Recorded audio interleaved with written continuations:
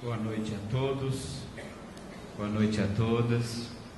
Eu agradeço muito as palavras, a apresentação e registro sinceramente a minha emoção por estar aqui nesse evento, um evento histórico, e ao mesmo tempo chocado na feliz palavra do meu amigo Gustavo pela brilhante, magistral apresentação da nossa história, da nossa vida, aqui feita pelo grupo que sensibilizadamente escolheu essas músicas e essas danças para representar a nossa história.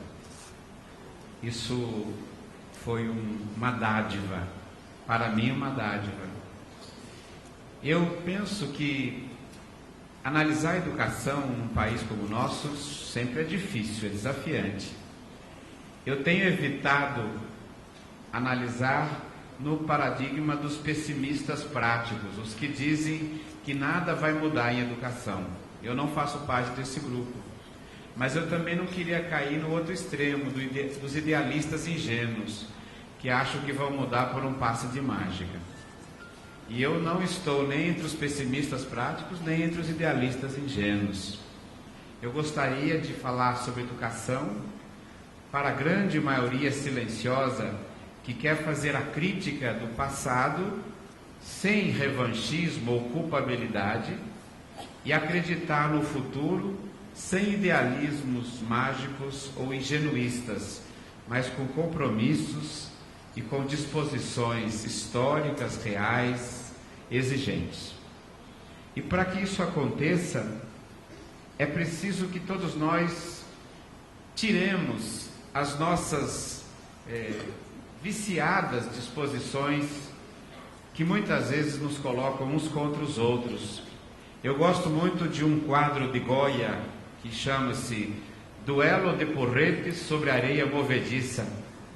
Duas pessoas que se posicionam sobre areia movediça, um bate sobre o outro e provavelmente afundarão os dois, porque o terreno onde estão não tem base. Eu sou contra tal coisa, bato em você. Eu sou a favor, bato em você. E eu penso que é hora de olharmos juntos na direção do terceiro milênio. Nós temos uma escola do século XIX, professores do século XX e crianças do século XXI. E nós precisamos fazer essa síntese rápida e urgente. E para nós, uma escola precisa, primeiramente, conhecer-se como foi produzida. E é necessário, portanto, que deixemos de lado as roupas do passado. Quem já me ouviu sabe que eu gosto de contar devagar a história da educação brasileira. E eu lembro sempre da roupa jesuíta autoritária, da roupa militar, da visão militar da escola disciplinar, da roupa fascista da escola avaliativa estreita, da roupa da escola compensatória, assistencialista, e hoje de uma tentativa de revestir o processo pedagógico somente de parafernálias eletrônicas. A educação é essencialmente uma relação humana. A educação é essencialmente uma relação entre uma geração mais amadurecida e uma geração de crianças e de jovens que precisam da educação para apropriar-se da condição humana plena, aprender a ser, aprender a falar, aprender a pensar, aprender a amar, aprender a sentir, aprender a própria inteligência, pois a inteligência nada é do que um instrumento para que a gente seja plenamente humano e feliz. Aprender é a condição humana. O homem é um ser aprendente. Os cristãos diziam fides ex audito, a fé vem pelos ouvidos, e por isso catequizavam de casa em casa. Hoje nós temos que ter a coragem para dizer, não somente a fé vem pelos ouvidos, a ética, a estética, o afeto, a solidariedade. O pensamento vem pelos ouvidos, o pensamento vem pelas palavras, pelo abraço. O pensamento não é uma máquina que a gente acorda. O pensamento é a disposição para compreender a realidade, para falar dela, para dela se apropriar como ser e como sujeito. E dessa forma, Eu penso que nós estamos no começo de uma outra era. Hoje, nós estamos no 17º dia do nono mês, do 8º mês do segundo ano da segunda década do terceiro milênio. Nós estamos começando o terceiro milênio. O milênio passado já foi. E nesse milênio nós temos ainda taxas de analfabetismo lamentavelmente agressivas. Nós temos uma evasão do ensino médio, porque o ensino médio auricular, um atrás do outro, não atrai a juventude, sentadinhos, enquadrados na escola disciplinar do século XVIII. É preciso escolas que tenham disciplinas flexíveis, semestrais, que eles possam matricular numa e noutra, tenham arte, tenha cultura, tenha laboratório, mas tenha também cantos e jardins para você sentar, ouvir, ler debaixo da árvore. A escola tem que ser um lugar onde se compreende a vida e o melhor dela, que é a convivência, a arte, a cultura, a estética. Não pode ser um lugar de preparação autoritária para mediações espúrias, para ser cristão, para ser militar, para o mundo do trabalho. Escola é a grande viagem para a existência humana, a ética e a política, no dizer de Aristóteles. O caminho para a felicidade no campo privado, a ética. O caminho para a felicidade no campo coletivo, a política. A política, evidentemente, a política com P maiúsculo, como se diz, né? Os interesses para todos. Eu entendo que essa escola que nós queremos para todos, ela tem que ser apropriada, superando também alguns estigmas muito radicais. A escola privada e a escola pública tem que se reestruturar sobre novos patamares. A escola pública brasileira hoje congrega 43 milhões de crianças na educação básica. A escola particular, 6 milhões. É uma distância astronômica. E é preciso que a gente trabalhe com esses 50 milhões com as melhores experiências e as melhores propostas, para que mais uma geração não perca o bonde da história, o trilho da história, que alguns não perderam somente o bonde, perderam o trilho. Que as tecnologias não continuem imbecilizando crianças diante das tecnologias. Que nós não sejamos hoje uns distribuidores de espelhinhos tecnológicos destinados a melhorar a nossa vida e nos deixam cada dia mais insatisfeitos, destinados a supostamente transformar a nossa vida em um tempo mais aberto à humanização, e a gente tem cada vez menos tempo para conversar, tomar água limpa, passear, falar de coisas importantes. Que a gente não caia no porre tecnológico e que a escola não caia nisso. E que a escola não queira reproduzir a meritocracia de formar os melhores. A escola existe para formar a todos, para produzir consensos. Porque se há uma das coisas eu acho revolucionárias na Mind Lab, é que ela acentua o método. E essa mudança é a mudança de Jan Amos Comenius, que escrevia na Didática Magna: Deus não é injusto de dar a uns uma alma melhor que a outra. E a natureza não é ignorante, ela dá a cada um o que é necessário. Não há ensino bom sem aprendizagem boa, porque a aprendizagem não está na alma, a aprendizagem está no método, no jeito de ensinar, no jeito da geração anterior. Portanto, o problema da aprendizagem não é um problema da criança ou de sua família, é um problema da tradição escolar e pedagógica brasileira. É um desafio para este século e esse milênio.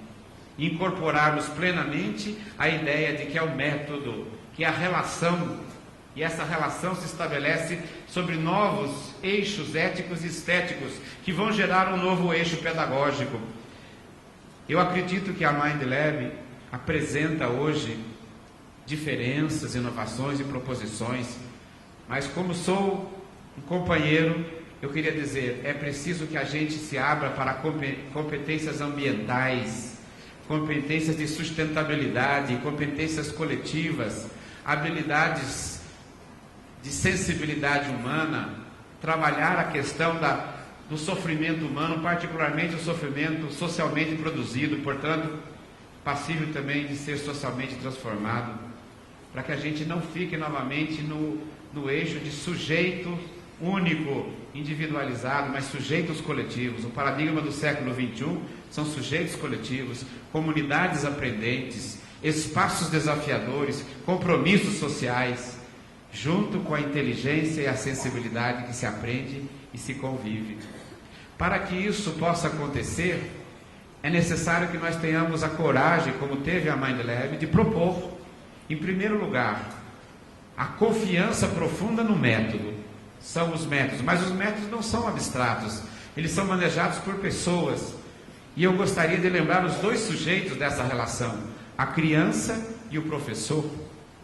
A criança no Brasil, num país que nunca teve respeito pela criança, um país colonizado por um Portugal dependente e periférico do capitalismo, que trouxe para cá as ideias mais conservadoras do século XVI, la espada e la cruz iban dizimando la família selvagem.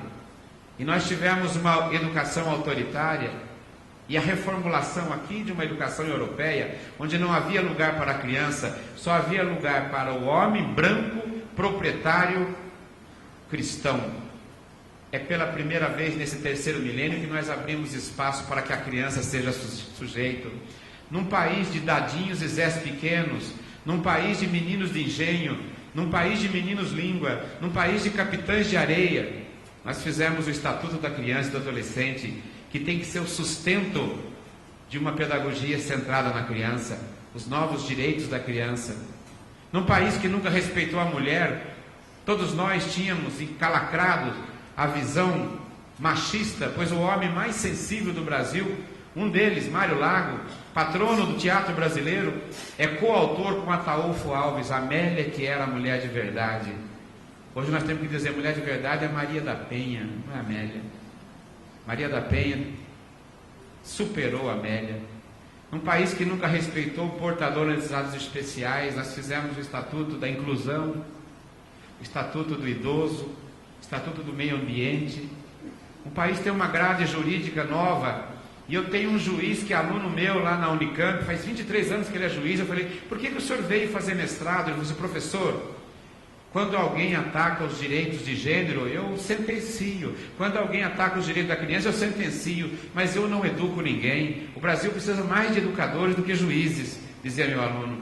É preciso transformar os direitos sociais em prática social. E eu acredito que isso é papel de professores e de artistas, que são aqueles que fazem o do-in de uma sociedade, mexem nos pontos nevrálgicos. Eu penso que a primeira crença é a criatividade da criança, a criança que é inteligência e sensibilidade viva. E aí a segunda grande afirmação desse novo paradigma que a MindLab constrói, porque não está pronto, constrói aqui no Brasil, a partir de uma experiência vitoriosa no Brasil, do qual essa plateia toda aqui é um grande sinal. Aqui se constrói uma diferente abordagem também das próprias ideias que fundamentam a antropologia e a pedagogia dos mentes inovadoras. E nós temos que resgatar uma figura chamada professor. Eu tive a honra e a alegria de ter sido aluno do Paulo Freire por 4 anos, né? E eu faltei numa reunião há 2 anos atrás, me elegeram chefe do departamento de filosofia, e a sala do meu lado é do Dermeval Saviani, da minha frente é do Rubem Alves, né? Eu sou chefe desse departamento. Eu só me acalmo quando vou começar uma reunião, quando eu lembro do Bertolt Brecht, que dizia, suba no ombro dos gigantes para olhar mais longe, mas ao olhar mais longe, seja humilde, lembre que eles te seguraram no ar para que pudesses ver. E eu sempre os reverencio quando começo a reunião. E o Paulo Freire me dizia, e ecoa na minha alma, eu queria repassar a vocês, ele dizia, de uma maneira profunda, professor e profeta vêm da mesma raiz. Mas se eu fosse comparar o professor com o profeta, eu diria que o professor é maior que o profeta, porque o profeta prevê o futuro, o professor o constrói com as crianças sentadinhas à sua frente. Eu queria lembrar isso para vocês todos. O professor é o fiador do futuro e é o penhor do passado. Quando vocês olham hoje a Europa toda em crise, e cada dia que se mostra uma crise, se mostra uma obra de arte. A crise da Grécia, o Párteno, a crise da Itália, o Circo Máximo, a revoada árabe, as pirâmides de Khafre e Mycerinos. E a cada dia que aparecem essas imagens, eu penso comigo, o tempo vai destruir todas essas imagens da humanidade. Mas eu tenho também uma alegria no meu coração. O tempo não destruirá o que falou Platão enquanto houver um professor ensinando na escola. O tempo não destruirá a matemática de Euclides enquanto houver um professor na escola. O tempo não destruirá a geografia de Ptolomeu até os nossos dias, a física de Newton. O tempo não destruirá a poesia de Fernando Pessoa. Ó mar salgado, quanto do seu sal são lágrimas de Portugal. Por ti quantas mães choraram, quantas mulheres ficaram por casar para que fosses nosso, ó mar. Valeu a pena? Tudo vale a pena se a alma não é pequena. Deus ao mar o abismo e o perigo deu, mas nele espelhou o céu. Valeu a pena? Tudo vale a pena se a alma não é pequena. Enquanto houver um professor a ensinar isso, enquanto houver um professor a ensinar esses jovens a dançar, no dizer do meu amigo Gustavo, ainda bem que hoje isso é só uma dança, que aquilo uma hora me machucou, mas esse é o papel da arte, reviver as coisas que foram história. E para que isso aconteça, nós nos reunimos aqui. A gente hoje tem tecnologia para fazer videoconferência para cada um de nós, mas nós não fizemos isso porque nós queremos olhar nos olhos, nós queremos ouvir as palavras, nós queremos pactuar com firmeza, nós queremos falar um para a alma do outro.